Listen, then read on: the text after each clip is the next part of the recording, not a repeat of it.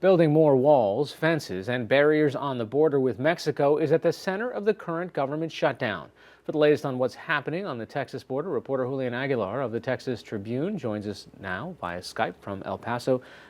Julian, you were just on the border the other day, a couple of days ago, when the president came to town, and you described kind of a scene of protesters and counter protesters, but really at the core of it, whether or not people want the wall depends on who you ask.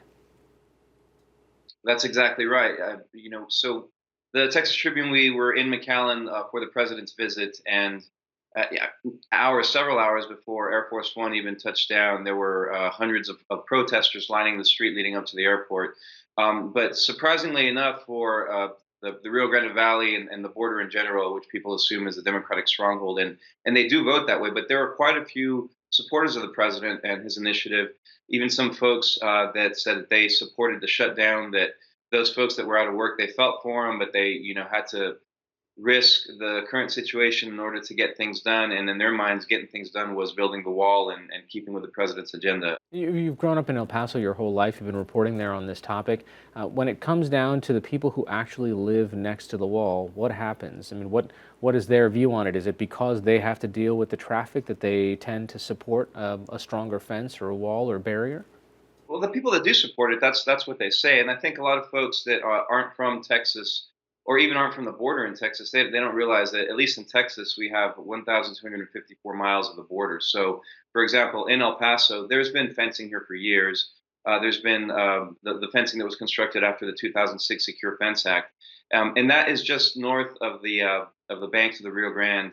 So it's pretty parallel to the way the river runs, and it's on federal land. But if you go downriver in Brownsville, in Hidalgo County, for example, a lot of this wall that's currently there is a half a mile, even a mile north of the river. So it cuts right across private land. On one side they say, hey, you know what? I'm sick of these people going through my private land. I'm sick of them traversing through my farmland. And, I like the security that the fence has, and some of them are for the wall. But I think they are outnumbered by a lot of folks that think the wall is a symbol of intolerance and hate, as we've heard several times before. You think that some people say it's a waste of time. They support Border Patrol. They want to see more men and women on the ground, more technology.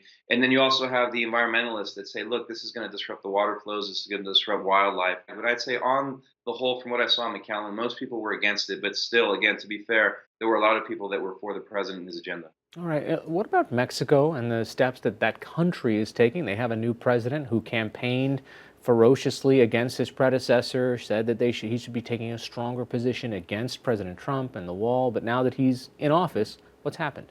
You have President Lopez Obrador that's he is taking a Mexico first sort of policy stance, and I think a lot of people were surprised when it was reported that Mexico had agreed to this remain in Mexico program with respect to immigration and asylum seekers that had to wait in Mexico, and then a few days later there were reports that he did in fact not say that. But we've also seen a situation in Tijuana where the caravan is there and the Mexican government seems overwhelmed and they're trying to do what they can. So I think while we know what President Trump says and what he wants to do and what he believes, it's still a little bit of a gray area with respect to our neighbors south of the border. But you are correct that the President Lopez Obrador is very much into Mexico first and trying to reassert Mexico's independence when it comes to relationship with the United States. But I think this is going to be interesting to see what unfolds with the new trade deal and also with what happens with respect to the wall.